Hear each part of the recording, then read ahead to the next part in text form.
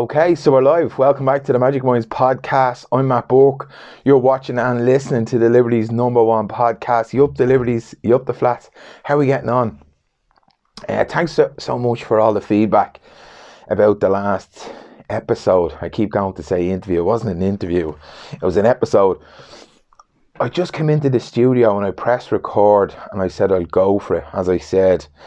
And like any of the interviews that I do, I always know at the end, and I don't have to listen back, I don't have to watch back, I just have a feel for it and I'll know.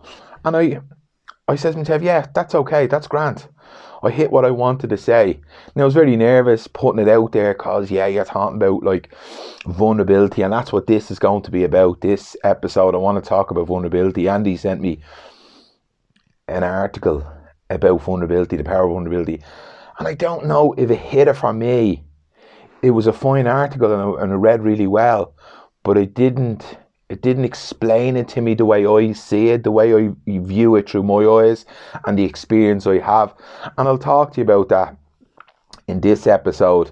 I'm delighted people really liked the last episode and they sent me some lovely messages. So I said, you know what, I'm going to do it again and I'm going to do another one. I have another one actually planned out. This wasn't planned out. Andy literally just texted me earlier and says to me, you can make a video on this. And I read it and said, I think I've done one on this, Andy. I think I've done a video on vulnerability, because vulnerability is huge for me. It's been the most instrumental thing behind all the work I do on the podcast, all the videos, me revealing myself, has been me getting over vulnerabilities, and I'll talk to you about that. So I basically just said, you know what, I'm going to go in, I'm going to make a video, and then I went, no, that's a bit long, or that's a bit long for a video. I think this will be another podcast, so I'm going to talk about vulnerability today. I just think it's a fantastic topic. It really is, and it's important that I speak about it as a male. And I don't mean to be sexist, but I'm just saying I know from my own understanding, from being from the Liberties, from my own working with men over the years, vulnerability is a difficulty for people, and specifically men, because vulnerability by definition is a weakness. It's a lack of strength.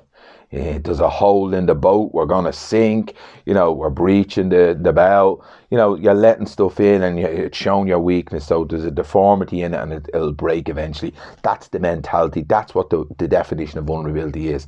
So if you say that to any man or woman, but we'll go me as a man because I'm going to talk from a man, whoa, it means that we're in difficult waters, okay? Again, I'm getting fantastic feedback about my book, My Head to My Heart, and the next episode I'm going to actually be talking about that. I'm going to be talking about the success of it. And when I talk about success, I mean the success for me personally, not financial, not money, nothing like that. Just the changes it made in my life, my family's life, the people that are involved in putting this together, the changes in their life, stories that I'm getting back. It's just been phenomenal. And I want to go through some of the work, why I wrote the poems, the way I write them too, and then I'll go through one or two and I'll tell you the meaning behind them, and then I'll tell you a couple of stories about the relationship between me and my ma that this book has changed. It's just phenomenal, absolutely phenomenal. It's still available. We have them on the website, www.magicminds.ie. They're for sale there. I'm just so proud of it. It's deadly. I'm really impressed. But you know what, and I've said this many times, this is not just my story. This is millions of people, billions of people that have had childhood trauma. The amount of people have said to me, Matt, it feels like you're in my head. It's like you know my life. These people may not have had sexual abuse or like that, but fear, anxiety, worry, shame, guilt, it's all in there. It goes to show how human and how connected we all are. So that's the book. That's me plug. A shout out to Niall Riley from Rooney Media Graphics. Thanks very much for all the work that he's done for us and does for us. Just phenomenal. Andy from Liberty Media Hub, me trusty sidekick. You need any videos made or any photography work done, he's your man. Give us a shout. You can contact me, or you can go through his website. It's here at Liberty Media, and he's also got libertiesphotos.ie. The girls from Shannon Hopeline, Lisa and Sandra, doing amazing work in the Liberties, childhood, mental health, and suicide prevention. So there's our sponsors and our charities. I'm just so proud to be working with all them. They're deadly, absolutely deadly. And thanks to everyone that sends in all the feedback. We're just blown away. It's absolutely phenomenal. I love it. I love the community that we've created.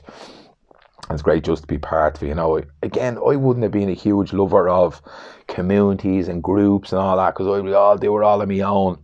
Like I was an absolute haven for keeping me vulnerabilities, keep me weakness, staying to myself, locking myself in my man cave, as I called it, for years. I wasn't into communities and all that, and over the last number of years, 4 or 5 years, I've just seen the power of community. I've seen the power of unity, and that's what we're creating here at the Magicminds podcast, which is deadly.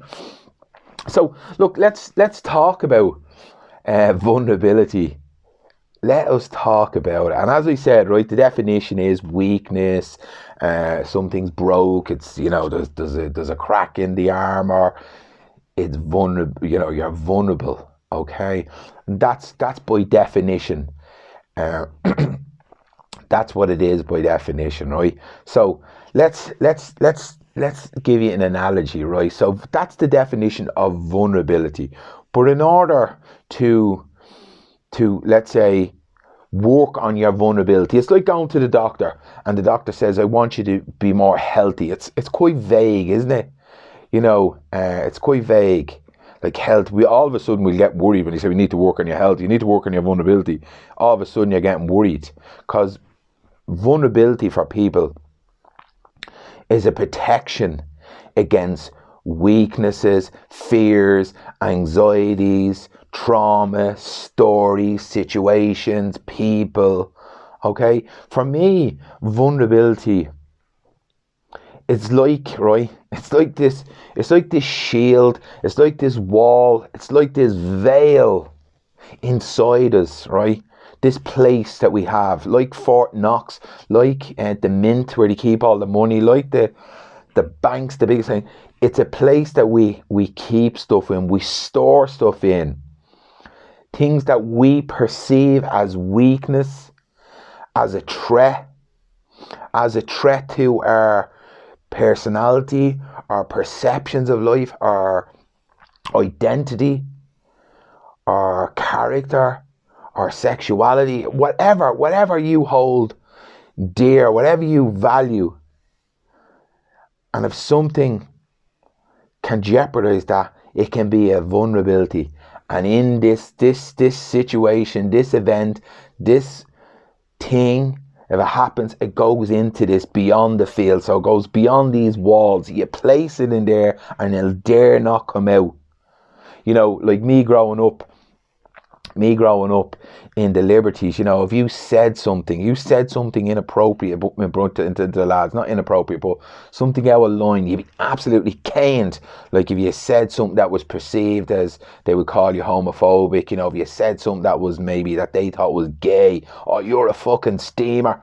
Okay, now sorry to be derogatory, but that's what would have been said to me or to anyone. Bang, that would have went into the vault of vulnerability. That will not be coming out. Okay, something happened in your house, if you said something to your man, you got screamed at, blah blah blah, that goes into the vault. You said something to a girl, you asked her something, or you said something, she laughed at you, straight away you felt like an absolute fucking idiot.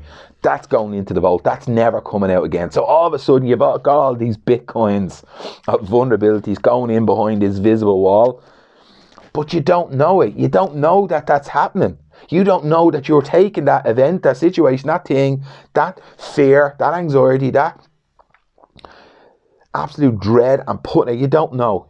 You're just going, I'm never saying that again. Or if you wear clothes out, you wear certain clothes out, you'd get absolutely caned. That goes in. You do something in school, get made of a fucking idiot in the class, you say something stupid, you know, your face is all red. That's going in. You cry when you're told little boys don't cry. Never crying in front of anyone again. that goes in there too. All these. So all of a sudden, you've got like Brinks alloyed in your brain that you're never showing these things again. But it's all at an unconscious level. You're not allowed to talk about fear. That's in there too. You're not allowed to talk about worry. You're not allowed to talk about weakness. You're not allowed to talk about sexuality. You're not allowed to talk, blah, blah, blah, blah, blah, blah, blah. All these things, all these are what's known for me growing up was vulnerabilities. I could not reveal these because that's me showing a weakness. Do you know what I mean? How many points could you have? You'll say you had 20 points and you probably could only have 12. You don't want to be vulnerable. You don't want to sound weak. You don't want to sound lesser of a man. There's so many examples I could give you around girls, around or boys or whatever you're into, whatever. Drink, drugs, money, whatever. It goes right across the way. All these things can be vulnerable in relationships. The way you spoke to someone else, you'd create, I said this and I said that and I wouldn't let them say that to me. Why? Because you didn't want to be seen that you had fears or you're getting taken for a fucking idiot. All behind a veil, all behind a mask of vulnerability, of a sense of weakness, of a sense of lack of strength, lack of character, lack. That's where all our vulnerability is, and that's what vulnerability does. It creates this invisible veil for us to store so we won't be truly seen. We're never truly seen then. We'll always have this mask up, always a brave face. You know, how are you getting on? Yeah, I'm grand. Everything's great. Because we don't want to show a vulnerability. We don't want to show a weakness. But as you know, these things can't stay there for too long. The cracks begin to show in the wall. They start to break after so many years. And I can only talk about myself, about my own insecurities around my own, and they'll come out in relationships. Another one is jealousy in relationship. Scanning your WhatsApp, checking all the time, is she going to text back, is she not going to text back? Or you get into arguments with people, or your girlfriend or boyfriend, whatever. They'll come out alive. There's only so long you can hold them back behind. It's like trying to hold a toy back behind a wall. It's not going to stay there too long. And these things have a way of coming out through events, through family events, through arguments with people. You'll start to see the cracks in the wall. And for me, my life started to fall apart. I held it all up really well for years. I remember bumping into my little brother in Stephen's Green one time. I think it was 2012, and I started having a difficult breakup with someone. I was crying and all this, and I bumped into him and I said to him, he was like, "What's up, what are you up to?" And I was like, "God, just having a walk. I broke up with such and such." And he says, yeah, you'll be grand, no problem to you just bounce on, because I always gave that perception that I was hard and I was strong and I didn't give a fuck about anybody. I said, "No, bro," I said, "I'm really struggling." And he was taken back by that. But it wasn't because he's hard or he was trying for me to be hard. It was because that's the facade, that's the image that I had given, was that I wasn't vulnerable and I don't let anyone get near me and blah, blah. And it was only around then that the walls began to come crumbling down, That's when I started to notice that I had difficulties around my mental health. It was around 2012, 13, and I started engaging in counselling and reading into psychotherapy and mental health and all. I started reading because I threw away, as I talk about in the book, I threw away the crutches that were holding me up. The drink, the drugs, steroids, the attitude, the toxic mindset I had. That just kept me protected. But when you take away all these aids and crutches, you begin to see the cracks and the walls start to come down, and you start to reveal vulnerabilities. So it was over a number of years that I began to practice vulnerability, and the only way that you can do that for me is to become conscious of it. Awareness is the greatest agent for change. You can't change something if you don't see or notice or become aware that this needs to be addressed or needs to be changed. That's the only way you can change it.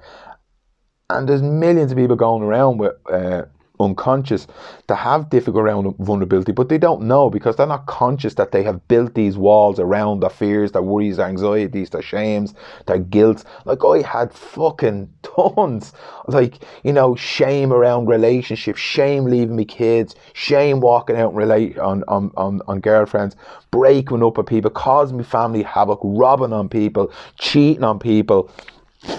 I'd probably fill this whole wall with things that I possibly had hid behind the vulnerability. I wouldn't talk about things that I did on holidays because I didn't want people to think of shame around sexuality, shame around the drugs, the drink. All these things were things that I had stored behind a wall of vulnerability that I wasn't letting anybody see or hear around my sexuality. There's so many things in there. Because I believe that if I talked about them, if people knew about them, they'd think lesser than me. I'd be weak and I'd be vulnerable and I wouldn't be a good person, and it'd be shown my true self. And that wasn't good enough.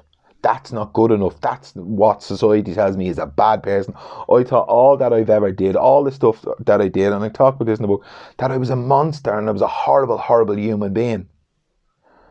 You know, but really what I know now is that whatever I did was doing out to the external world.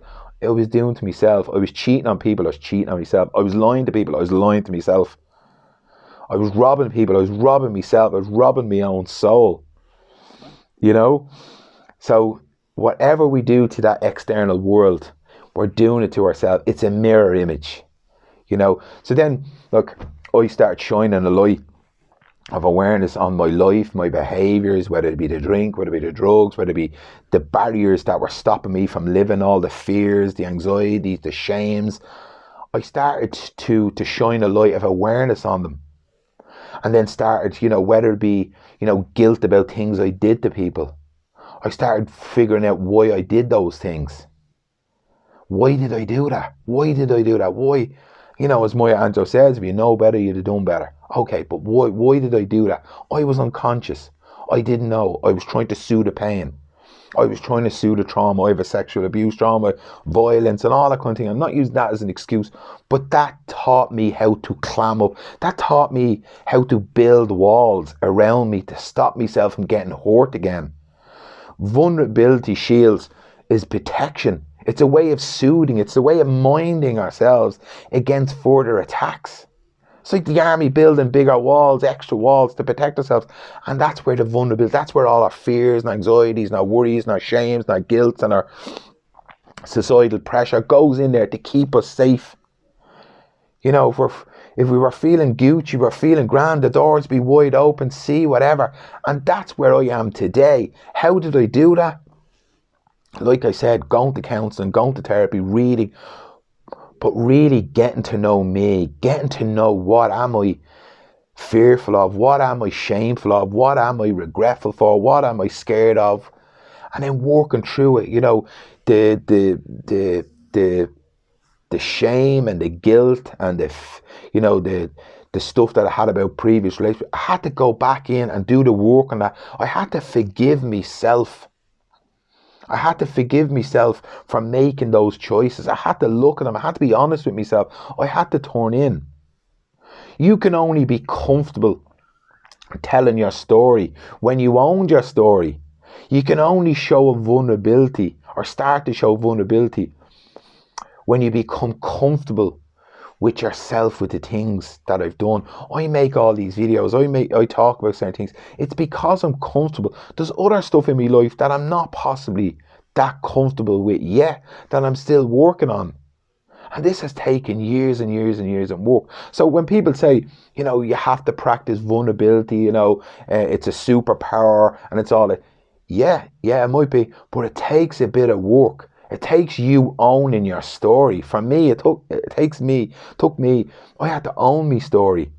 You know, all the things that I'd done on people, I had to go back and think about those things and really then become comfortable with them, that I can own them. So if anyone now come up to me, like my kids' moms were like that, leaving them and all, I've no shame around that.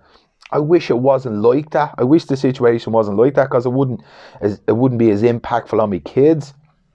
But I've no regrets about it, and I've no shame about it anymore. I understand why I ran away.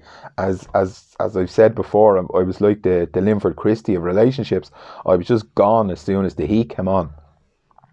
But that was again me just running away from fear, me running away from perceived pain, trauma, blah blah blah blah blah. That was another insecurity that hid behind the wall of the vulnerability. I didn't want to show my vulnerability. I didn't want to talk about it. It was only in the latter years that people knew that I had really had shit going on, but didn't stop them from getting hurt. So I really had to go back and explore all that. And it's only through exposure that we become comfortable with being vulnerable. It's easy for people to say, be vulnerable, practice vulnerability, blah, blah, blah.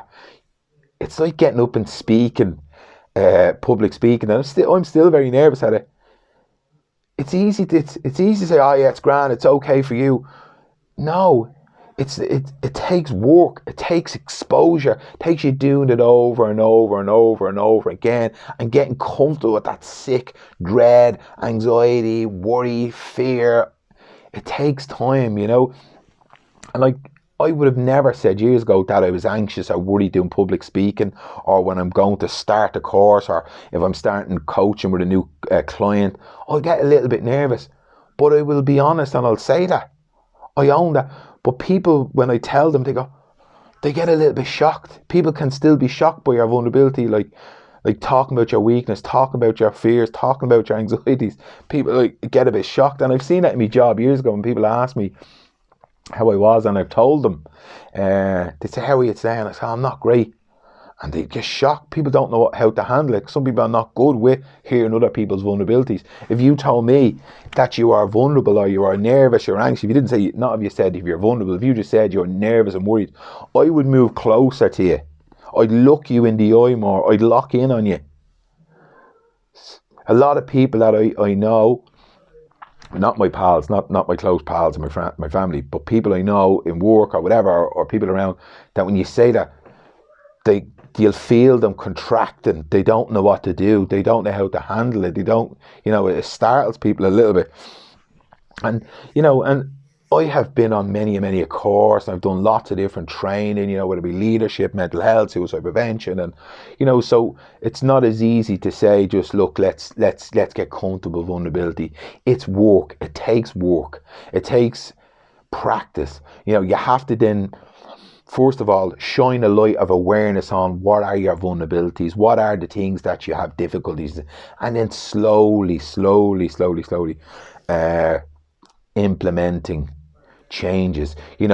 A game changer for me about putting it into practice was the likes of Brené Brown, Byron Katie, but most of all, Brené Brown. I've read her book. I've read lots of her books, but one huge one for me was the Power of Vulnerability, and it was just phenomenal. Just listening to her, even the video she does on shame, guilt, all these things. This kind of made it normal for me, because I used to think that the worries, the fears, the anxieties, the thoughts that I had in my head, that nobody ever had them, because I never talked about them, because they all live behind the veil of that vulnerability. I wasn't let anything permeate this wall. I kept it all in there. But then you realise that we're all so similar. Like I talked about earlier in the book, we all are so similar. Different stories, same feelings, same emotions, same worries, same anxieties, just about something else. And you'll see that with the COVID situation. Whether you have $1 million in the bank, or whether you have €2 or you're on butter vouchers, still worry, dread, death anxiety, worry your man's going to sick, worry you're going to get sick, worry that you have it and you might give it to your nanny. Same worries. We have different stories, but same worries, same fears, blah, blah. So then I learned, okay, right. So everyone has this shit. When I found all this out, I was like, right, everyone has all this. Like, people are going through this, like in the job, hearing stories, books, videos. I'm like, right, everyone has these worries and fears and shames and things, and not just because I had a sexual abuse and people were violent, obviously. No, lots of people have them. Fuck, I never knew this. right? So I'm like, here, we need to talk about this. Like when you read a book or you watch a film and it's the best thing ever, you want to tell people about it. I wanted to practice vulnerability. I wanted people to know. I wanted to see people that I was comfortable with it. And that's what I started doing with the videos. I said, I'm just going to put myself out there. I'm going to talk about things. Because I remember my pal Shane Kirkwood saying to me years ago about the interviews that people need to hear you more. Like I let him hear and he says, yeah, it was great and all. He goes, people need to hear you more. And I was like, no, they don't. It's not about me. It's about people, the interviews. But what I was doing there was hiding behind the interviews. I was hiding behind the podcast thing just to interview people. But I really had a story. But I wasn't brave enough at the time to talk about my vulnerability, to own it. And then the penny dropped and I got what he meant. And I seen what I was doing. And like I said earlier, it was only when I shone a light of awareness on it that I revealed that I was hiding behind it. Like this. I didn't want me face to be on the front of this. And I didn't realise that it was a fear. Because I remember Noel saying to me, are you on the court? And I said, no. We'll do a kind of generic blah, blah, blah. And then somebody had said, I think Andy said it to me. Me as a man had said it to me, why aren't you on the cover of your book and all? And I was like, no. And I sat and I reflected. I was thinking about it. I said, this is a fear. This is a fear I have. I'm afraid of putting myself out there. I'm afraid of putting my face on the front of this. And I had all the worries about the stuff in it, which I'll talk about next week on the next one. But it was a fear. And it was only when I shined a light of awareness on it that I revealed it was my fear that was put me off, put me face on the front of this. So I says, affect that. It's going on the front of it. So it was the likes of that. It's about shining a light of awareness on where are you having difficulties, whether it be in relationship, and Brene Brown talks, forever in the day about how to deal with these vulnerabilities. And a huge one was, and I'll tell you a story, which I thought was a game changer, specifically around when I started doing the podcast and the podcast. It's Theodore Roosevelt, the man in the arena story. It's basically, I can't remember the words of it, but it's basically, it's only the man in the arena who sweats and bloods, who's covered in sweat, blood and tears, that can judge. Nobody can judge you if they ain't doing what you're doing. If they're not doing it. And how often, right, come on, be honest, right, how often have you sat at home when you're watching boxing or you're watching tennis or you're listening to X Factor and they're singing and you think they're shite, you do by yourself, or the boxer, you'd say he should have done this and he should have done that, or the footballer, he should have passed back to him, all these other kind of things. How can we criticise or judge that person when we're not in that position? So that was just mind blowing for me around my vulnerability, around my podcast. How can anybody judge me? How can anyone give me stick? One, because I've never did this before, so they can't give me stick if it's wrong or we're making the balls of it, because I've never did it before, so I've a free rein for it. And two, then, if they're not doing it, if they're not making videos, if they're not putting content out to help people, to inspire people to get over vulnerabilities, to talk about mental health, to inspire people to do better in their life, progress, blah, blah, blah, blah, whatever, how can they judge? Is their judgment, is their assessment of you worth any weight or any salt? No, for me, no. And there's some people in my life have told me you should do this with the podcast, you should do this, and no, you're not doing this right. And back then, I basically says, how many podcasts have you done? How many things? And I had to defend it. I don't do that. Well, I try not to do that as much anymore, because now I understand. One, because they're probably only doing it. Well, the person that said this to me was only doing it just to try help. Then other people, they're probably unconscious. They're probably unconscious to their behaviour. I know that for sure, that most people don't do them initially. It's more just from an unconscious. Now I don't engage in that. I just, thanks very much, and I don't entertain it because it doesn't have anything to serve me. It doesn't do me any favour, so I just let it go. But the moral of the story is, if you are out doing something that's exception to the norm, like other people, you're not there. You're not there to be. How do we say this? They don't have a free shot at you. They may do, and they probably will, and that's fine. But to me, it's not valuable. If they're not doing it, I'm not going to take their assessment, their critique, and let it impact my work. It's only the people that I would value, people that are in my circle, or people doing what I'm doing. You know, the same, and then just go back to then the vulnerability. You know, if you are revealing vulnerabilities, if you are practicing vulnerabilities, it's only the people that you value. And again, I wouldn't be going around revealing my vulnerabilities just to anybody. I do the podcast and I do the videos and I put out. But other personal stuff, I'm very mindful how I done it or do it. Over the years, I've learned, and I did for a few years, show too much of myself to people. And it's basically like just pulling the curtains over. It can scare people. So that's another thing. So I suppose the moral of the story when it comes to vulnerability, it's about it's about you shining a light of awareness on areas that you feel vulnerable, you feel weak, you feel nervous, you don't want to show someone. If you feel yourself contracting and pulling back and you don't want to show someone, that's a sign that there's a vulnerability there. And that's an area that may need for you to do a bit of work on. You know, and it's a good thing I say, am I open, am I closed? Am I choosing love or fear? You know, and that's where I'll generally know around my vulnerabilities, what's going on. If I'm open, we're grand. If I feel that I'm contracting and pulling away, there's a fear there. And I'll usually want to explore it. You know, and what I know for sure over the years, you know, it's just a protection mechanism. It's not that you're weak or you're broke or you're lesser than or you're not a man. It's something that you have innately built into you just to mind you. It's a self-protection. And in order for you to improve relationship, improve your life, you know, live to your best potential, it's about opening up and revealing those things, being your authentic self, being your real self.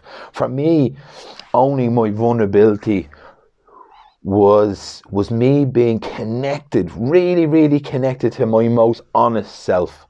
It was pure. It's pure honesty for me.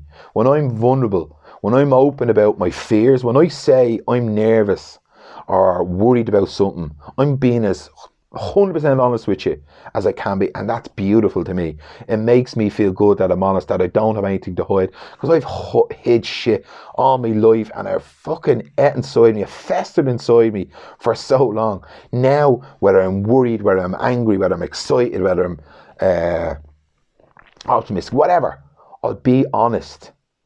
I'll say what it is, because I just want it to come out. It just has to come out, and I have to be honest. And that's for me what vulnerability. It's a sign of strength, courage, resilience, determination, honesty. Like being honest. How are you doing today? Oh, I'm absolutely shit. I'm shitting. I'm nervous. I'm like, thanks very much. I got stopped in Lidl a couple of weeks ago, and somebody started telling me about their life and just started talking about the gym not being open, and then started telling me about sexual abuse that happened to him, blah, blah, blah, blah, blah, blah. And I couldn't believe it. I was like, this is deadly. I can't believe I'm standing in Lidl and somebody is telling me this. You know, whatever you like said this to you, they were like, he's a fucking spacer. He needs to be locked up and all. I thought it was beautiful. Two men talking about the way the gym wasn't open and the impact that has on mental health. And then he went, I've been engaged in counselling for so many years, blah, blah, blah. Do you know why I was doing that? And I says, no, tell us. And then he tells me about his abuse. And I was like, thanks. Fucking around 9:15 in Lidl. And go, this is deadly. Fair play. Like, I've so much admiration for people that own their vulnerability, because I just believe it's a sign of you're doing your work. You are knowing you're turning in, and you're getting to know yourself. And it's fucking powerful, and it's beautiful, and it's unstoppable. You know, and I do believe that you are as close to hitting the oil as you can. And oil, I mean your source, your true nature, love, openness, connection to the source. Like when you're just being honest and being vulnerable. It's a power. Yeah. But as I was saying, I'll go back and say it's about really turning in and becoming aware of what are the vulnerabilities, what are the things you find difficult to say. Are they around relationship, things in relationships? Because a lot of the stuff the vulnerabilities have, they're from old stories. And the relationships sometimes that we're in, they're new relationships, and they don't need to be in this. Like whether it be a relationship with a girlfriend or a new person that come into your life, we bring old stories, we bring old fears, we bring old behaviours and paradigms in with us into this, and they don't. And it's usually the stuff that's unsaid that caused the problem. And if we can just get over these vulnerabilities, but the only way to get over them is to expose them, bring them up, shine a light of awareness on them, because it's only then that we can really deal with them. We can feel the emotion, and when we can feel with it, we can deal with it. But if we're like what I used to do, bop it down there, we'll never get past, and it'll cause us problems. It'll trip us up. Like I can see it when I'm in a relationship with somebody, not just a personal, an intimate one or just normal one. When I have a fear of saying something, I like, oh, that's a vulnerability. I don't want to say that, because if I say that, they'll think I'm mean. I have issues around work with charging and money and all this kind of thing, and I'll feel it coming up, this vulnerability. I don't want to say it because I don't want to come across like I'm all about money and all blah, blah, blah, blah. But that's an old story. That's an old story. And in order for me to break that paradigm, break that old behaviour and have it, I have to change. In order to change, we change. We want things to change, we have to change. So as soon as you shine a light of awareness on your vulnerability, it's then you have a choice. You're left with an option then. Do I say something? Do I not say something? If you don't say something, you do the same, you'll get the same. And nothing will change if you don't change. And that's how we start to change and move out of being less vulnerable. Is by not exposing it. It's only when we expose it, and you'll get tons of opportunities to do it once you start becoming aware. We go through so many patterns in life; it's just phenomenal, and we keep presenting with the same problem till we dissolve it. Because that's what this is all about. It's only a thought process. It's only smoke in our mind. But once we then come exposed to it or become aware, then we expose ourselves to the uncomfortableness of it. That yucky feeling, oh fuck, I'm gonna get hurt here, and then you go through it. And Brene Brown gives a lovely example in one of her interviews. If you're having, difficulties in a relationship, and I used this one, I thought was excellent. If you're thinking something and it's creating a barrier in you, and it's creating a fear, and it's creating an anxiety, and it's creating a tension in you, you practice then. You practice with someone that you really trust. This is the story. This is the story I'm telling myself. Because if you're having an argument with someone and you think, oh, they're pissed off and they don't want to be with you anymore, blah, blah, blah, blah, blah. And you said to them, because it's going around your head for days, you say, this is the story I'm telling myself. Like if you're arguing with your husband, arguing with your boyfriend, arguing with your granny. And because we'll have all these assumptions and presumptions and stories in our mind. But if we were to say, this is the story I'm telling myself. I thought I done this, and now you think this. Is this true? And a lot of times it won't be true. It won't be true. It's just the story we tell ourselves to protect ourselves from further hurt. And to build more walls, build more protections. If we just then break down that barrier, become vulnerable by saying, this is the story, revealing something, and then we get comfortable. I started with people close to me live and start bringing it into the job, practicing being vulnerable, practicing saying what I'm really thinking, instead of using the usual orchestrated bullshit that I was, instead of telling my true feelings, telling my true story. I would use this other shit. How are you? Yeah, grand. How's that for you? Yeah, it's grand. But inside I'd be absolutely boiling. I'd hate it. But then I'd get over it, because I don't like confrontation.